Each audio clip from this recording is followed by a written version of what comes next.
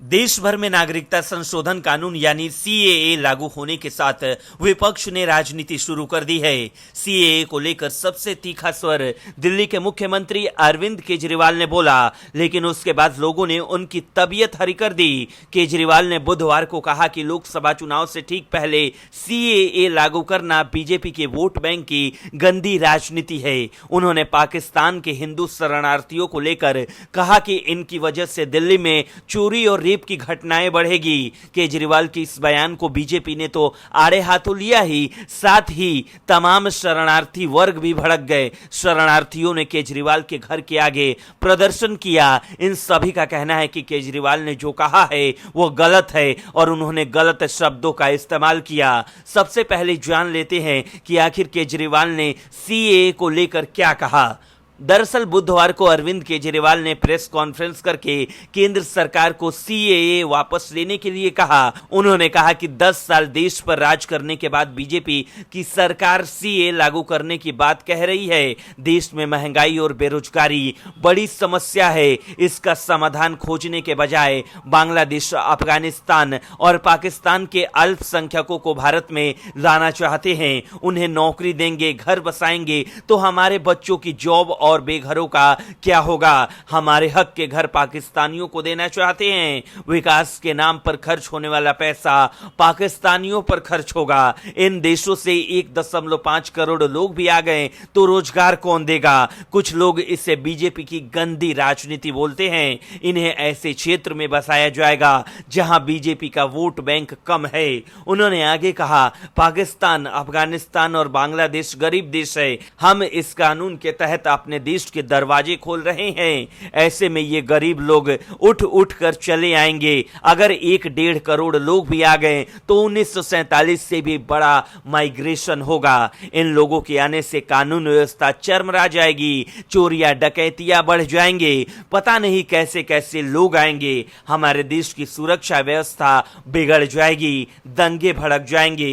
केजरीवाल ने कहा कि देश से 10 साल में 11 लाख से अधिक लोग भारत छोड़ गए हैं। इनमें बड़े उद्यमी भी हैं। इन्हें वापस लाया जाए ताकि ये नौकरियां दें। दिल्ली के सीएम अरविंद केजरीवाल ने शरणार्थियों को नागरिकता देने से चोरी और बलात्कार बढ़ने वाले बयान पर केंद्रीय गृह मंत्री अमित शाह ने कहा, दिल्ली के मुख्यमंत्री अपने भ्रष्टाचार के उजागर होने से अपना आपा खो बैठे हैं। उन्हें पता नहीं है कि ये लोग भारत में आ चुके हैं और भारत में रह रहे हैं। अगर उन्हें इतनी चिंता है तो वो बांग्लादेशी घुसपैठियों की बात नहीं करते या रोहिंग्या का विरोध क्यों नहीं करते। वे वोट बैंक की राजनीति कर रहे हैं। वे विभाजन की पृष्ठभूमि भूल गए हैं। उन्हें शरणार्थी परिवारों से मिलना चाहिए। गौरतलब है कि केजरीवाल सीएए पर लगातार अलग राग अलाप रहे हैं, लेकिन इस बार वो खुद फंस गए हैं। ब्यूरो रिपोर्ट, न्यूज़ चौक। लोकसभा चुनाव से पहले गठबंधन का खेल जमकर हो रहा है। नेता दूसरे पार्टी में शामिल हो रहे हैं तो एक दल दूसरे दल से गठबंधन कर रहे हैं। मकसद सिर्फ यही है कि कैसे भी सत्ता की चाबी मिल जाए। इसलिए ये दल और नेता कुछ भी करने को तैयार हैं। जैसे दिल्ली में ही देख लीजिए, जिस कांग्रेस को गाली दे देकर आम आदमी पार्टी सत्ता की कुर्सी पर बैठी है, लेकिन कुर्सी के लालच ऐसे समाई कि कांग्रेस के साथ गठबंधन भी कर लिया। खैर, इससे दोनों दलों के फायदे की बात बाद में करेंगे। उससे पहले घाटा ही शुरू हो गया है। आप और कांग्रेस के नेता लाइन लगाकर पार्टी छोड़ रहे हैं। दिल्ली से लेकर पंजाब तक में तहलका मचा हुआ है। इसी वजह से अभी तक दोनों दलों ने पंजाब में उम्मीदवारों का ऐलान भी नहीं किया है। इसी बीच अब कांग्रेस और आप को दिल्ली में 440 वोल्ट का जोरदार झटका लगा है। सैकड़ों की संख्या में कांग्रेस और आप कार्यकर्ता बीजेपी में शामिल हुए हैं। केंद्रीय मंत्री अनुराग ठाकुर, दिल्ली बीजेपी प्रदेश अध्यक्ष वीरेंद्र सचदेवा और दक्षिणी दिल्ली से बीजेपी लोकसभा प्रत्याशी रामवीर सिंह विधुड़ी की अगुवाई में पूर्व कांग्रेस विधायक नारायण दत्त शर्मा, महरौली से पूर्व कांग्रेस विधायक बलराम सिंह तंवर, पूर्व कांग्रेस के नेता आया नगर से आप नेता रमेश अंबावता ने बीजेपी का दामन थामा है। रमेश अंबावता इससे पहले बीजेपी निगम पार्षद भी रह चुके हैं। वहीं छतरपुर से कांग्रेस नेता जगदीश यादव, पूर्व कांग्रेस विधायक नारायण दत्त शर्मा और पूर्व विधायक बलराम सिंह तोमर भी सैकड़ों कार्यकर्ताओं के साथ बीजेपी में शामिल हो गए हैं। बीजेपी की ओर से लोकसभा की 7 सीटें जीतने का दावा भी किया है। इस दौरान केंद्रीय मंत्री अनुराग ठाकुर ने कहा कि प्रधानमंत्री नरेंद्र मोदी ने अब की बार 400 पार का नारा दिया है। हम उसे ही लेकर जनता के बीच जा रहे हैं। केंद्र सरकार की सभी योजनाएं हर वर्ग और समुदाय तक पहुंच रही हैं। उन्होंने आगे कहा कि जिस तरह से कुछ लोगों को नागरिकता संशोधन कानून को लागू किए जाने को लेकर बुरा लग रहा है, मैं उन्हें बताना चाहता हूं कि ये नागरिकता छीनने का नहीं बल्कि नागरिकता देने का कानून है। उन्होंने आगे कहा कि मुख्यमंत्री अरविंद केजरीवाल ने दिल्ली के लोगों के साथ ठगी की है। वे कहते थे कि मैं सिक्योरिटी नहीं लूंगा, गाड़ी नहीं लूंगा, बंगला नहीं लूंगा और अभी उन्हीं के मंत्री जेल में हैं। केजरीवाल सरकार ने सबसे ज्यादा भ्रष्टाचार किया है। इस बार दिल्ली की 7 लोकसभा सीट बीजेपी जीतने जा रही है और दिल्ली में झाड़ू का सफाया किया जाएगा। बहरहाल लोकसभा चुनाव से पहले बीजेपी ने दिल्ली में खेल तो शुरू कर दिया है। ऐसे में आने वाले दिनों में आम आदमी पार्टी और कांग्रेस का क्या होगा हाल, ये देखने वाली बात होगी।